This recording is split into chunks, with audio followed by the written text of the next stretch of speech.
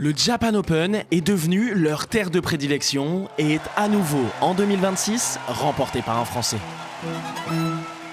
Tout débute en 2024. Un mois après les Jeux Olympiques, un jeune homme va choquer le monde en remportant ce Super 750. Il est français et s'appelle Alex Lanier. À l'époque, cette victoire agit comme un séisme. Il a 19 ans et vient de prouver au monde entier que le badminton tricolore peut peser dans la balance des plus gros tournois du World Tour. Alors, quand le Japan Open fait son retour en 2025, tout le monde y croit.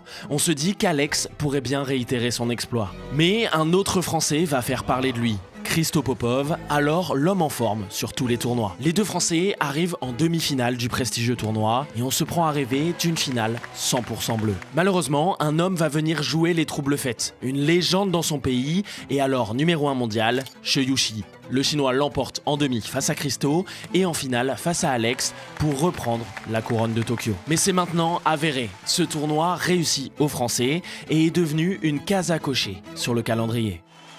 L'édition 2026 débute le 14 juillet. Les Bleus sont prêts à prouver, une fois de plus, que cette salle, l'une des plus lentes du circuit, leur convient à merveille. Mais les choses ne vont pas se passer comme prévu. Alors qu'il est l'un des grands favoris, Alex ne parvient pas à passer les huitièmes de finale face à un très grand Alois Farhan. C'est terminé pour lui, mais pas pour Christo, qui passe les tours les uns après les autres. Et puis arrive le quart de finale, face au boss de fin, numéro 1 mondial, champion du monde en titre, champion du Japan Open en titre, et celui qui l'avait privé de finale l'an dernier, Che Yushi. On s'attend alors à un match extraordinaire, à l'image de leur rivalité. Pour leur 8e affrontement en carrière, les deux hommes vont livrer une bataille tactique étouffante. Et malgré la perte du premier set, le Français va réussir à renverser cette montagne chinoise en 3 sets, 14-21, 21-10, 21-11.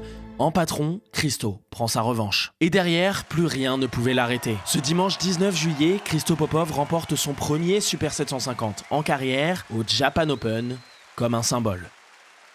Ces deux monstres du bad français ont rendu ce qui était il y a 2 ans inaccessible, presque aujourd'hui habituel. Alors forcément, à moins de 30 jours des championnats du monde de New Delhi, on se prend à rêver. Et si l'un de ces deux gars devenait le premier champion du monde tricolore de l'histoire? À moins que l'antagoniste chinois ne vienne, une nouvelle fois, jouer les troubles faits.